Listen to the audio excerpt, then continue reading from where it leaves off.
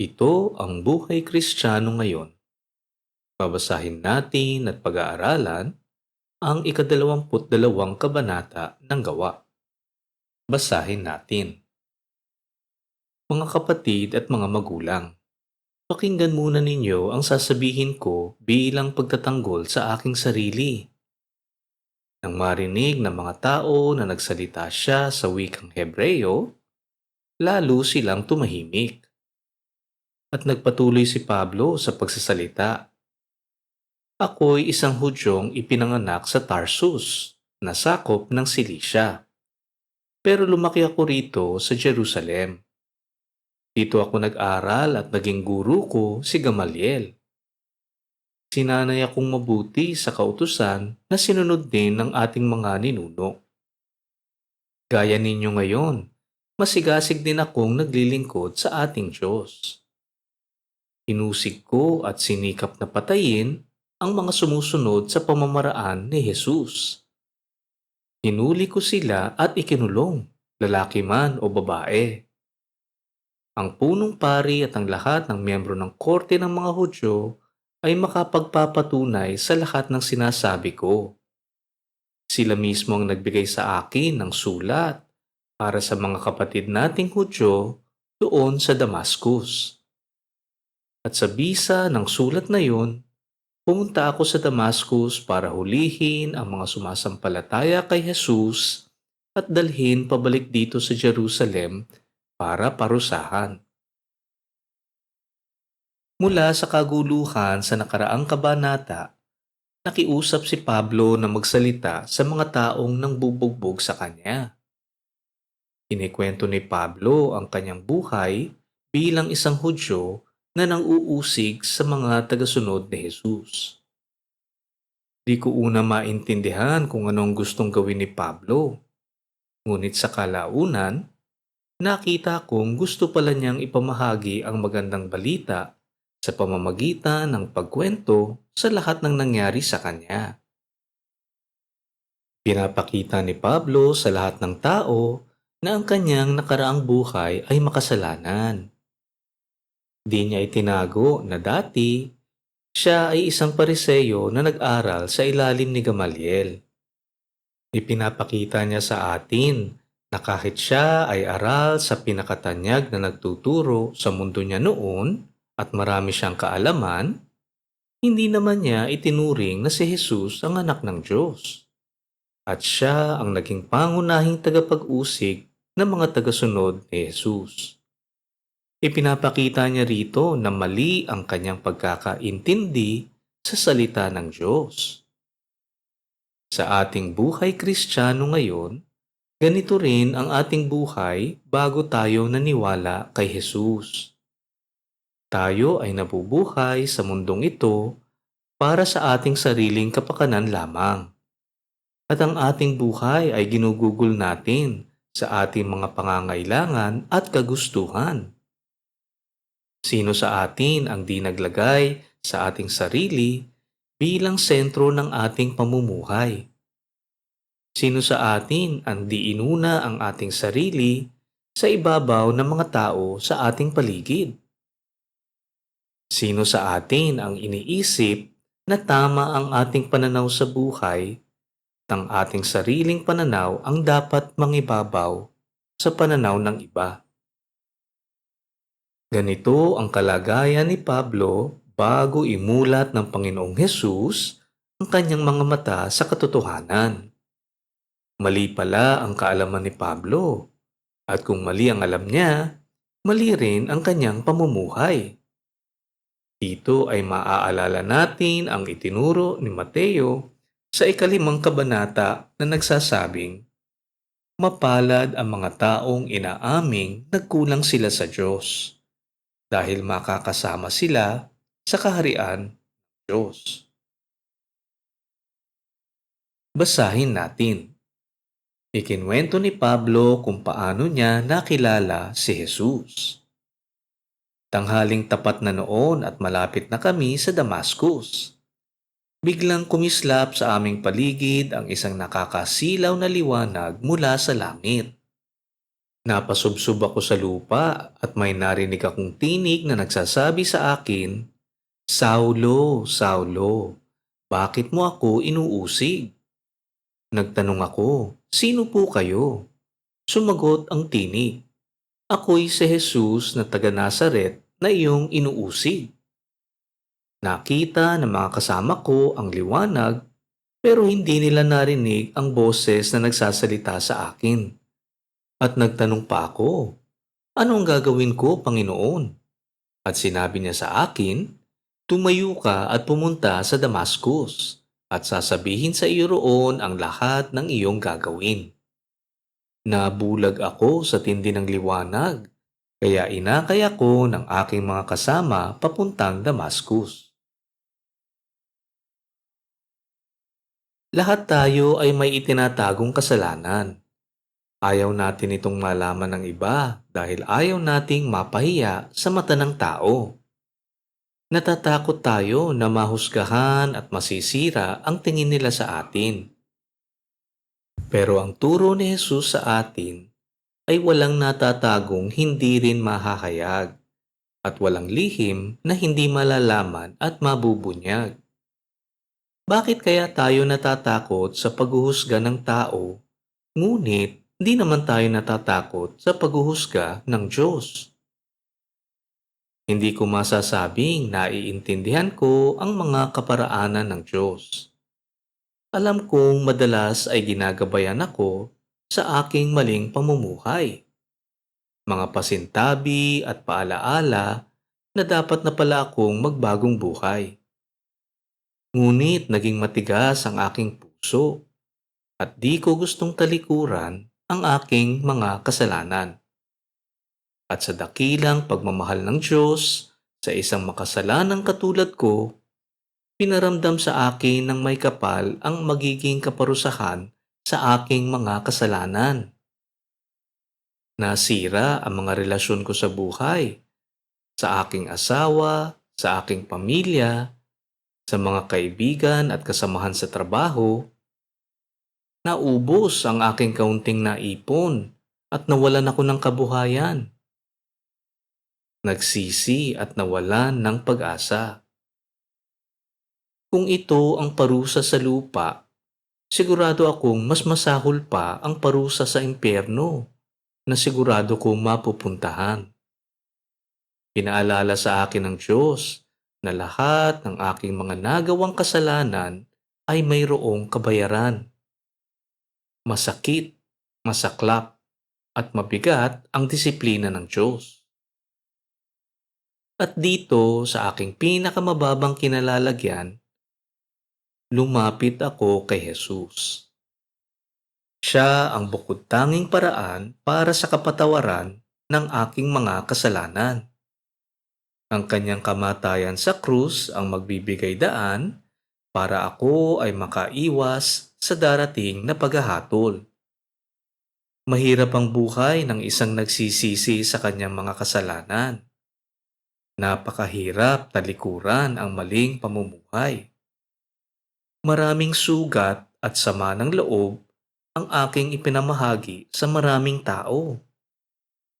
Di ko man maibabalik ang panahon, kailangan kong ipakita ang pagsisisi at pagtalikod sa aking maling pamumuhay. Ganito ang saysay ng buhay Kristiyano ngayon. Sa kapatawaran na binibigay ni Jesus sa atin, kailangan nating isang tabi ang sarili, pasanin ang ating sariling krus, at sumunod kay Jesus. Basahin natin. Doon sa Damascus, may isang tao na ang pangalan ay Ananias. May takot siya sa Diyos at sumusunod sa kautusan. Iginagalang siya ng mga Hudyong naninirahan doon. Pumunta siya sa akin at sinabi, Kapatid na Saulo, makakakita ka na. Noon din ay gumaling ako at nakita ko si Ananias. Sinabi niya sa akin, pinili ka ng Diyos ng ating mga ninuno para malaman mo ang kalooban niya at para makita mo at marinig ang boses ng matuwid na si Jesus. sapagkat ipapahayag mo sa lahat ng tao ang iyong nakita at narinig. Ngayon, ano pa ang hinihintay mo? Tumayo ka na at magpabautismo at tumawag sa Panginoon para maging malinis ka sa iyong mga kasalanan. Nung tayo ay bagong Kristiyano, may mga taong tumutulong sa atin para makilala nating lubusan si Jesus. Sila ang mga taong nagpapakita ng tamang pamumuhay ng isang tunay na Kristiyano. Sila ang nagpapaliwanag sa mga bagay na di natin lubusang naiintindihan. Sila ay katulad din natin noong nakaraan, mga makasalanang tao na ngayon ay nakakakita na ng katotohanan at namumuhay bilang mga tagasunod ni Jesus. Sa ating buhay Kristiyano ngayon, kailangan nating makita na marami sa ating mga kapatid ay naliligaw, nadadapa. Kailangan nating ipamahagi sa kanila ang pag-asang iniaalay ni Jesus para sa kanila. Ito rin ang pag-asang pinanghahawakan natin sa ating puso ngayon. Matuto tayong makinig, magpayo, gumabay, at magbigay sa ating kapwa. Ituro natin sila kay Jesus. Tulungan natin sila sa kanilang paghahanap ng kasagutan sa kanilang isipan. Napakadaling malulong sa maling paniniwala at pagtuturo at gawin natin ang ating makakaya na maging kasangkapan sa kalooban ng Diyos. Ito ang ibig sabihin na maging ilaw ng mundo. Si Jesus ang ilaw sa madilim na mundong ating ginagalawan ngayon. Basahin natin. Inutusan si Pablo na mangaral sa mga hindi Hudyo. Pagkatapos, bumalik ako sa Jerusalem. At habang nananalangin ako sa templo, nagkaroon ako ng pangitain. Nakita ko si Jesus na nagsasabi sa akin, "Bilisan mo. Umalis ka agad sa Jerusalem dahil hindi tatanggapin ng mga taga rito ang patotoo mo tungkol sa akin." Sinabi ko sa kanya, "Ngunit bakit hindi sila maniniwala, Panginoon? Samantalang alam nila na inikot ko noon ang mga sambahan ng mga Hudyo para hulihin at gulpihin ang mga taong sumasampalataya sa iyo. At nang patayin si Esteban na iyong saksi, naroon ako at sumasang-ayon sa pagpatay sa kanya. At ako pa nga ang nagbabantay ng mga damit ng mga pumapatay sa kanya. Pero sinabi ng Panginoon sa akin, umalis ka sa Jerusalem dahil ipapadala kita sa malayong lugar para ipangaral mo ang magandang balita sa mga hindi Hudyo. Para sa isang Hudyo, mababa ang pagturing nila sa mga hentil. Ngunit ito mismo ang pinagawa ni Jesus kay Pablo. Dito makikita ang pagmamahal ng Diyos sa atin. Kahit na pinili niya ang mga Hudyo para maging lahi niya sa lupa, di naman sila naniwala kay Jesus na anak ng Diyos. Kaya naman ang kapatawaran at kaligtasan ay ibinibigay ngayon sa mga hindi Hudyo, kung saan tayong lahat na Pilipino ay kabilang. Hindi natin alam kung ano ang mga naiisip ni Pablo sa mga pangyayari. Siya kaya ay nagkaroon ng pag-aalinlangan? Nagkaroon kaya siya ng pag-iisip na di siya karapat-dapat na patawarin at gamitin ng Diyos? Malamang ay natuwa pa nga siya na di siya hinatulan kaagad-agad. Ngunit pinatawad at tinulungan at iminulat ang kanyang mga mata. Kapatid, huwag tayong mag-alinlangan sa ating mga kasalanan. Lahat ng ginamit ng Diyos ay mga taong pawang makasalanan na katulad lamang natin. tanggapin natin kapag may iniatas ang Diyos sa atin. Kung tutuusin nga, dapat tayong matuwa na sa mata ng Diyos na tayong mga makasalanan ay mayroon pa rin palang pakinabang. Ngayon ko talaga mas naiintindihan na kung gagamitin natin ang ating buhay para sa kalooban ng Diyos, ito pala ang tinutukoy ng kasabihang mamatay sa sarili at mabuhay para kay Jesus. Matuwa tayo kung tayo ay ginagamit ng Diyos para sa kanyang kalooban dito sa mundo. Basahin natin. Pagkasabi nito ni Pablo, ayaw na siyang pakinggan ng mga tao. Sumigaw sila, patayin ang taong yan. Hindi siya dapat mabuhay dito sa mundo. Patuloy ang kanilang pagsigaw habang ibinabalibag nila ang kanilang mga damit at inihahagis ang alikabok paitaas. Nakakalungkot na ang puso at isipan ng mga tao ay sadyang hindi nakakaintindi. Para sa ating mga naniniwala, huwag nating kalimutan magpasalamat sa Diyos na nagbukas ng ating puso at isipan sa katotohanan ukol kay Jesus. Ito ay isang biyaya ng Diyos dahil sa pagmamahal niya sa atin kahit na tayo ay sadyang makasalanan. Basahin natin. Kaya iniutos ng commander sa kanyang mga sundalo na dalhin si Pablo sa loob ng kampo at hagupitin para ipagtapat niya ang kanyang mga nagawang kasalanan. Gusto niyang malaman kung bakit ganoon na lamang ang sigawan ng mga tao laban sa kanya. Nang iginagapos na nila si Pablo para hagupitin, sinabi niya sa kapitan na nakatayo roon, "Naaayon ba sa batas na hagupitin ninyo ang isang Romano kahit hindi pa napatunayang may kasalanan siya?" Nang marinig ito ng kapitan, pumunta siya sa commander at sinabi, "Ano itong pinagagawa mo? Romano pala ang taong yun." Kaya pumunta ang commander kay Pablo at nagtanong, "Romano ka ba?" "Opo," sagot ni Pablo. Sinabi ng commander, "Ako rin ay naging Romano sa pamamagitan ng pagbayad ng malaking halaga." Sumagot si Pablo, "Pero ako'y isinilang na isang Romano." Umurong agad ang mga sundalo na mag-iimbestiga sana sa kanya. Natakot din ang commander dahil ipinagapos na si Pablo, gayong isa pala siyang Romano. Ilagay natin ang ating sarili sa katauhan ng commander. Di niya maintindihan kung bakit ganun na lamang ang galit ng mga Hudyo kay Pablo. Ngunit, hahagupitin nila si Pablo na walang tamang paglilitis.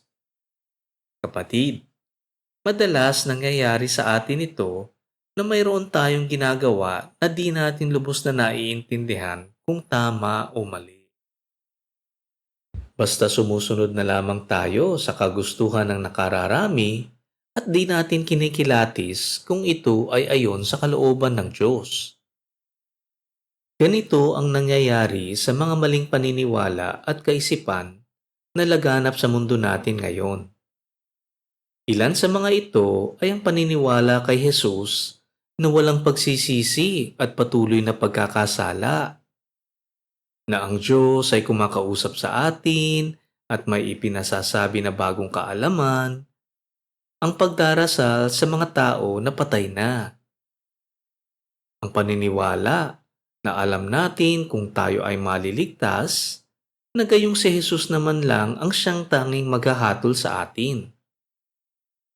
Ang mga kaisipang ito ay pawang mapapatunayang mali kung tayo ay totoong magbabasa at mag-aaral sa salita ng Diyos.